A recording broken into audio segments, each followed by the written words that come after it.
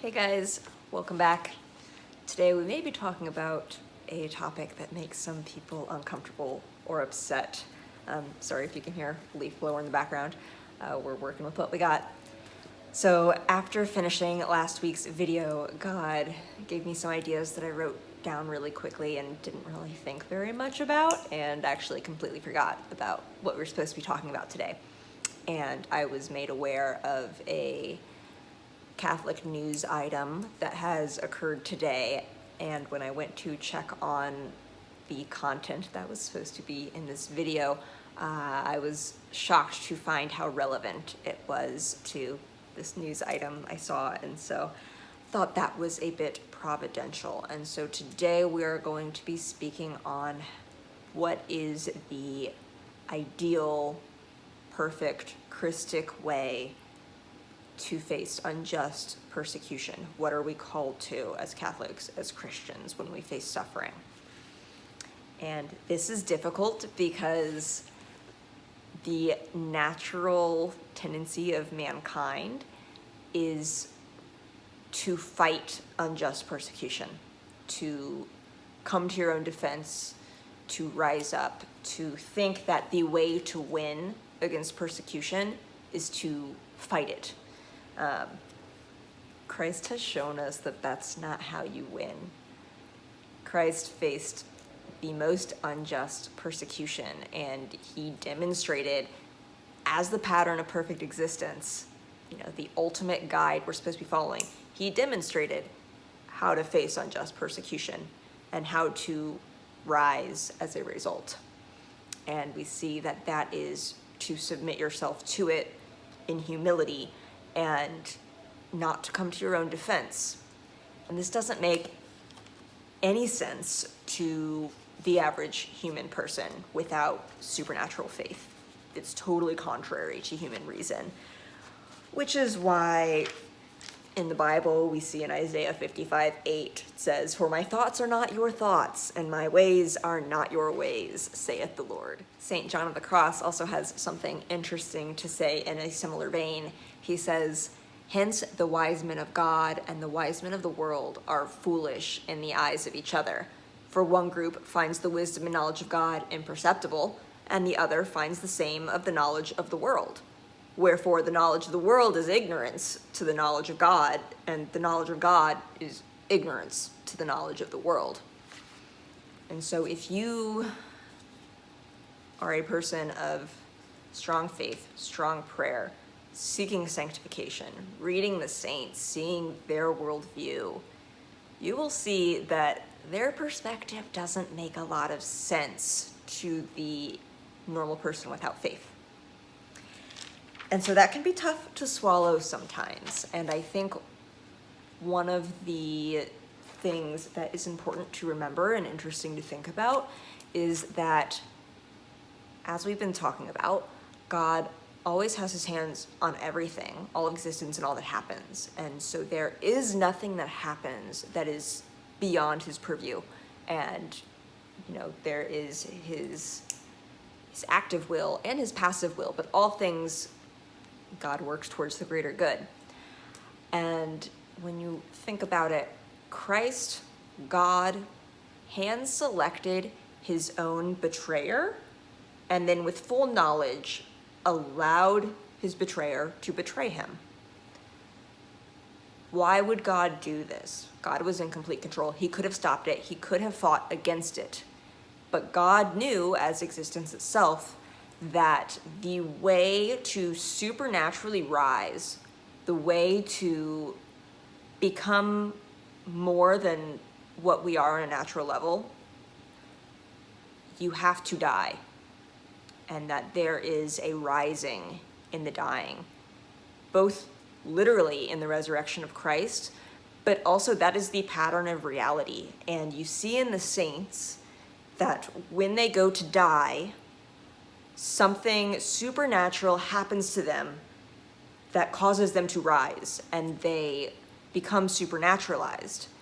And this is the way that the earth gets renewed, both with Christ in his dying and actual physical resurrection, but also the solution to the problems of the world right now comes through the laying oneself down of Christians.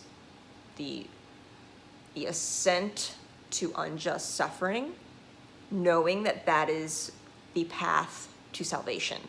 And this is ultimately the path by which we will be sanctified. And the only way the earth gets renewed, we get out of the mess that we're in, is if we all get sanctified. And so we have to accept our suffering willingly and empty ourselves out totally, so that on a supernatural level, the Holy Spirit, God, the Trinity, can fill us. And it is by supernatural power that is brought by us emptying ourselves out and abasing ourselves that the earth gets renewed. And as we've spoken about, the Holy Spirit only comes as a fruit of the passion. And it's interesting to note that it is actually in the Catechism of the Catholic Church that the church will go through a passion. It's number 677. It says, "The church will enter the glory of the kingdom only through this final Passover, when she will follow her Lord in his death and resurrection." And in the church-approved messages in 1973 of Our Lady of Akita in Japan, it says, Our Lady said, "The work of the devil will infiltrate even into the church in such a way that one will see cardinals opposing cardinals, bishops against bishops. Priests who venerate me will be scorned and opposed by their confreres. Churches and altars will be sacked. The church will be full of those who accept compromises, and demons will press many priests and consecrated souls to leave the service of the Lord." And so we shouldn't be shocked, and I don't know that it's appropriate to get riled up when we see persecution come to the church, not just from the world, which is to be expected always, but when it comes within the walls of Holy Mother Church, because Our Lady has warned us that this is it's happening. It's something God has his hands on, and that he will work towards the greater good, although it is devastating in the meantime. So the way that the church and faithful Catholics will rise above the decimation we are currently seeing, that's been happening, that's starting to happen, starting to increase, is not through our materially fighting back. It is through Christically becoming sanctified by taking on the unjust suffering so that we can be resurrected. And, as we know from Romans, where grace abounds, or where sin abounds, grace abounds all the more. And there is so much grace to be had right now if we are only willing to lay ourselves down and empty ourselves out so that we can accept it. Because the victory is not won by human effort. The victory is won supernaturally, and we have to be able to see that. This is what St. Louis de Montfort has to say about this victory.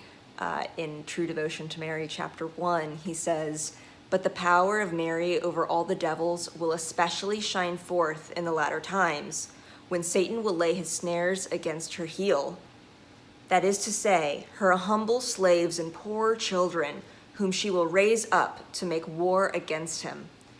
They shall be little and poor in the world's esteem, and abased before all, like the heel, trodden underfoot and persecuted, as the heel is by other members of the body. But in return, they shall be rich in the grace of God, which Mary shall distribute to them abundantly. They shall be great and exalted before God in sanctity, superb to all other creatures in lively zeal, and so well sustained with God's assistance that, with the humility of their heel in union with Mary, they shall crush the head of the devil and cause Jesus Christ to triumph."